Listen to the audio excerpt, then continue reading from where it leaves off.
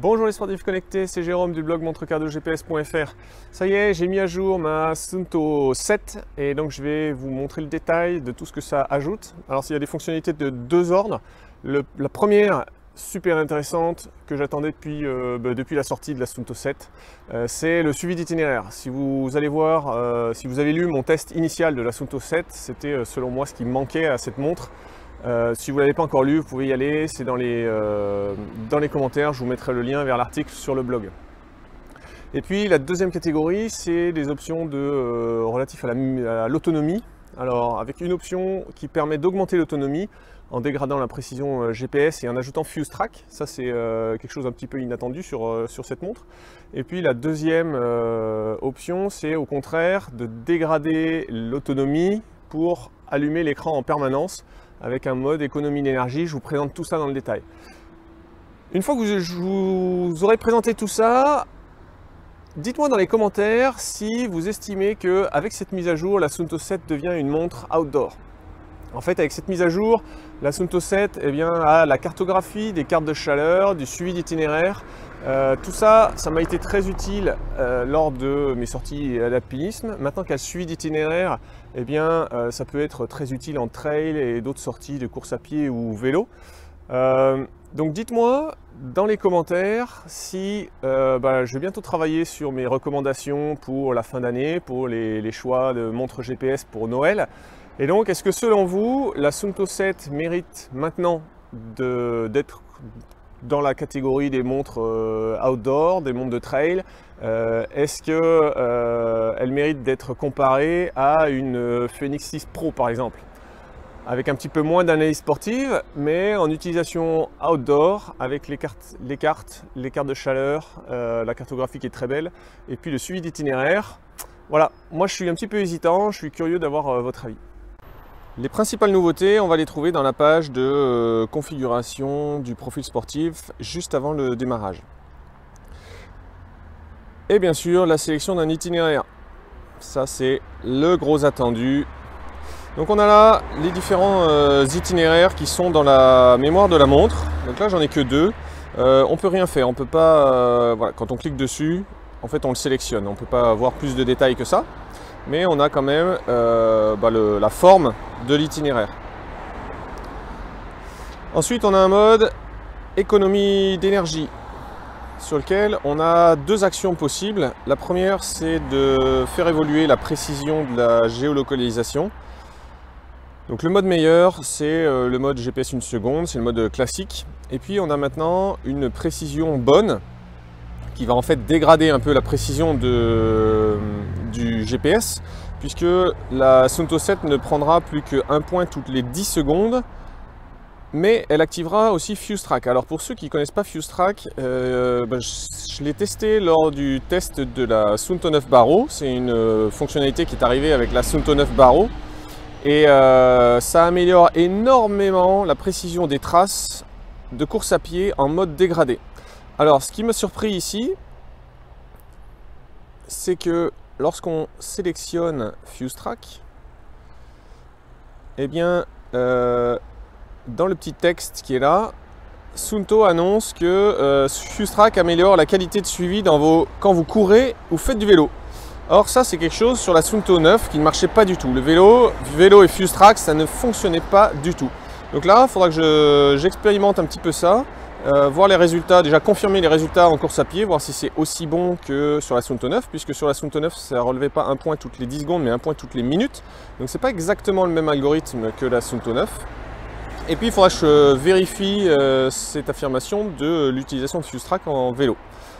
Mais c'est pas le but d'aujourd'hui. Et puis ensuite, on a une possibilité de jouer sur le fait de dégrader la précision GPS, ça fait qu'on va passer d'une autonomie réelle en utilisation de à peu près 7 heures à peu près 12 heures. Donc c'est quand même pas mal, ça permet d'assurer une journée complète, quoi. Deuxième option, alors cette fois c'est le contraire qui va dégrader l'autonomie, c'est l'allumage de l'écran en permanence. Donc avant, on ne pouvait que avoir un allumage intermittent sur l'écran. ce qui était des fois un petit peu ennuyeux parce que lorsqu'on cherche son chemin sur la carte, vous voyez là je suis constamment obligé de maintenir l'écran allumé. Donc là maintenant on a un allumage permanent et qui se concrétise de deux manières différentes. Il y a un allumage permanent économique sur les pages de champ de données et puis un allumage permanent classique de la cartographie. Donc là, attention, cartographie, écran allumé en permanence, ça va réduire drastiquement, genre je pense à quelques heures, l'autonomie de la Suunto 7. Et avec tout ça, le reste c'est les options classiques de téléchargement des cartes, etc. qu'on connaissait avant. On va lancer l'enregistrement. Voilà, donc ça c'est l'écran classique, c'est-à-dire haute consommation. Et puis au bout de 10 secondes, l'écran bascule sur le mode écho. Donc vous voyez, un peu moins de pixels allumés. Alors on a toujours de la couleur sur la jauge, ce qui est plutôt sympa. Mais là, le tactile ne fonctionne pas, le blanc en bas n'est pas présent, l'indicateur de la jauge est un peu plus petit. Et là, hop, on le réactive.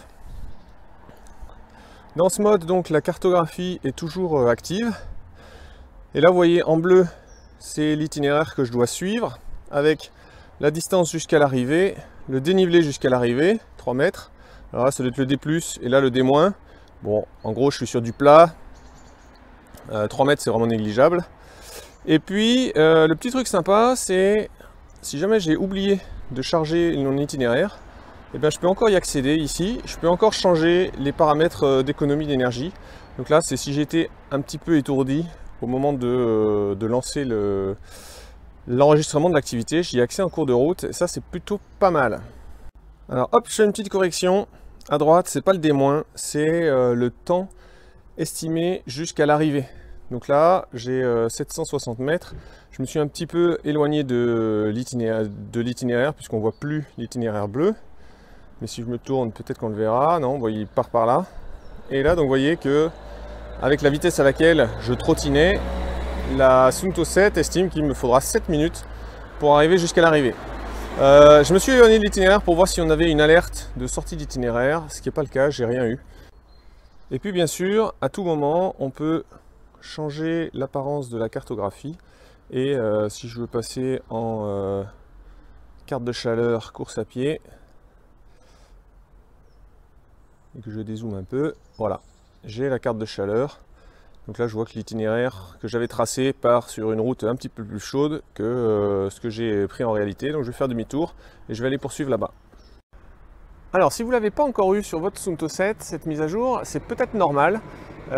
Déjà d'une, Suunto va diffuser cette mise à jour entre le 7 et le 15 septembre. Donc si ça se trouve, vous ne faites pas encore partie des premiers dans la liste. Et puis la petite chose à savoir, c'est que pour obtenir cette mise à jour, il faut que votre montre elle soit en charge et connectée à un Wi-Fi. Donc c'est pas l'application Suunto sur laquelle va apparaître un bouton mettre à jour la montre, comme ça se fait d'habitude avec la Suunto 9, la Suunto 5, etc.